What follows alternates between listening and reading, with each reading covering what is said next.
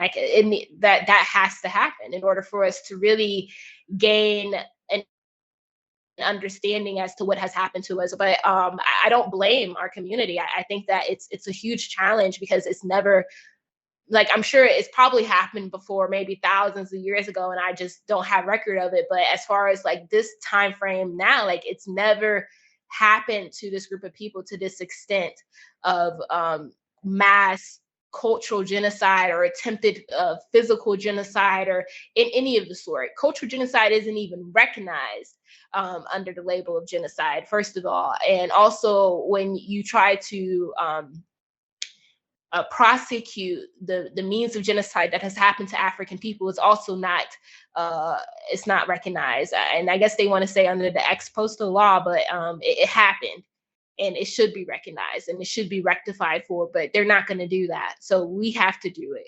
But I think it's really challenging for us to do it because of the type of programming that happened to us and the types of barriers that do exist as far as people thinking that there's no money in that or there's no success in building African communities, like so many different things. But the solution to me is that we have to build it no matter what. And if we have to find the people who are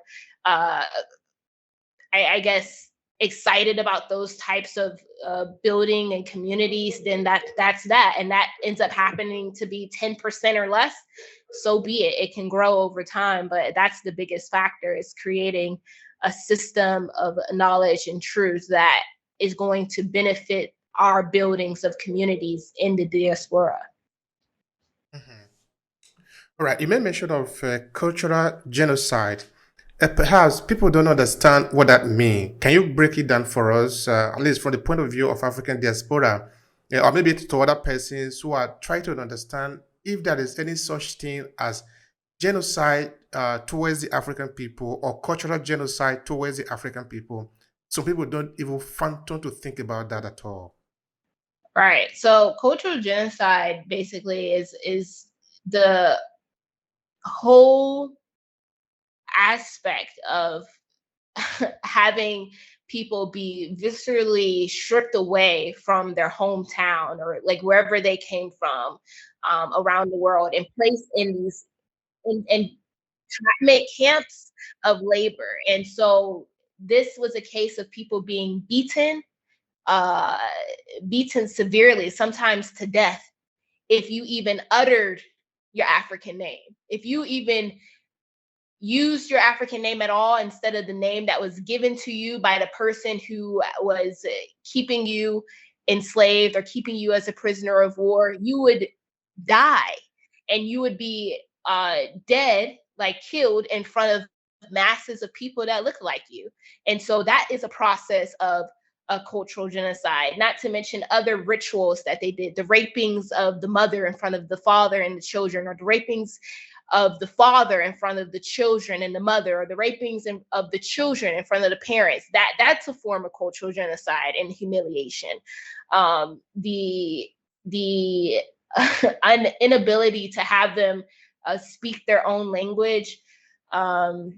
Yeah, like there's so many different facets of it, but that whole process of it was cultural genocide, even to this day, of not having any type of retribution towards Africans being able to be connected to their African language is a form of cultural genocide, or having us be enforced or assimilated into systems and institutions is a form of cultural genocide, because you, like, African people who are labeled as African Americans have no choice but to see themselves as American because they were taken away from their homes. That's cultural genocide, literally. Like, they don't have a nation, they don't have anything to protect them, they don't have any place to go but this place that they were brought to, that were entrapment camps, essentially. That's a form of cultural genocide, to give you an idea of it, and to even but now people label these places as their homes, but they were taken away from their cultures. But then there is also a mass killing that went on in the Congo and in other places around the world, where it was either orchestrated by like oppressors who happen to be European or not.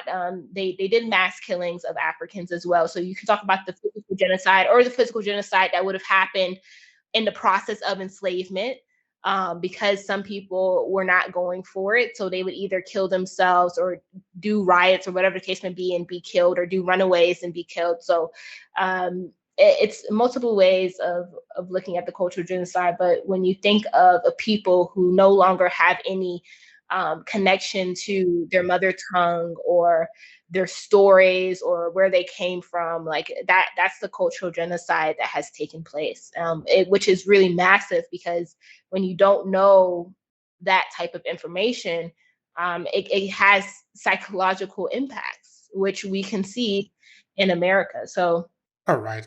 You're talking of America. Now we can talk of the this genocide at a global scale against African people. In that, is it possible that those events that you described that have happened during slavery, during the period of capturing African into slavery, selling them, and creating this crime against humanity, the torture, the raping, the maiming, is it possible that those events can have consequences? Is it possible that those things didn't just go away?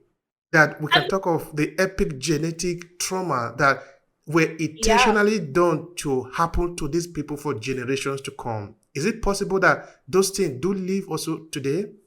yeah, absolutely. It's had an impact. Like when we're thinking about destruction and cultural genocide, like something else that we can look at on a global scale is religion, right? So the first thing, I won't say the first thing, but one of the first things that were targeted from European oppressors were trying to destroy the religion, right? And you talked a little bit about people utilizing their oppressor's religion. Well, it was demonized. They would literally say, oh, this is the demon's religion, or like demonizing them, and then using, because of your religious practice, as a means to justify the dehumanization of these people.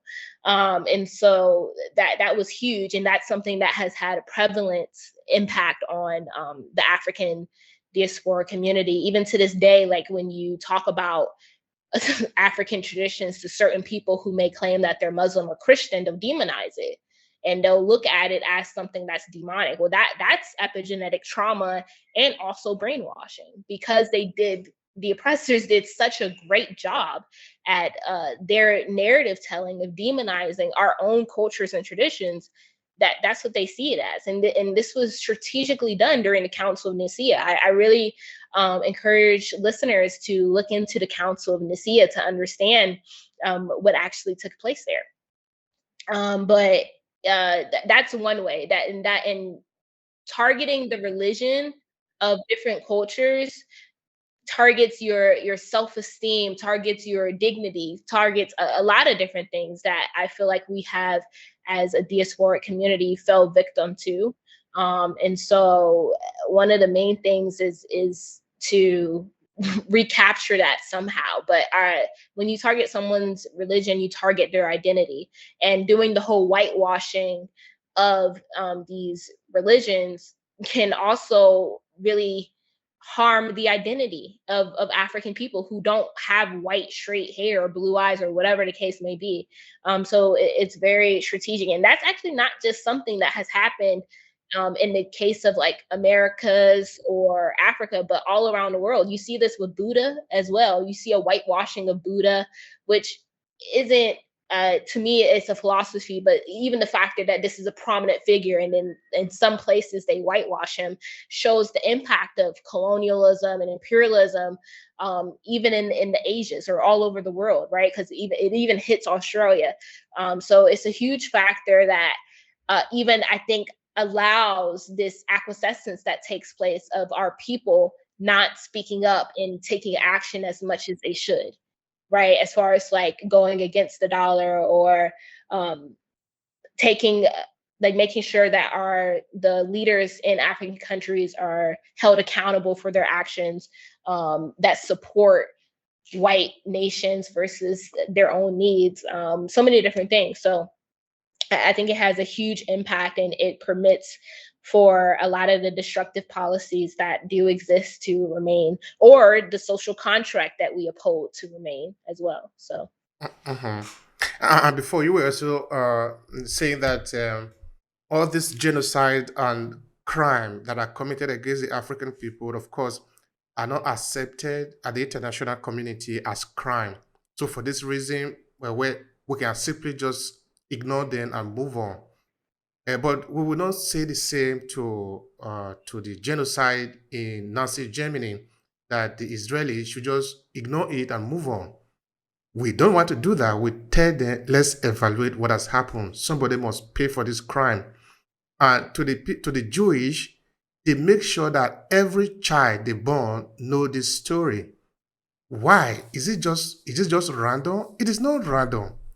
They are no, making sure that they are terrorizing that image in them, making sure that they help every Jewish child understand the pain that their ancestors went through.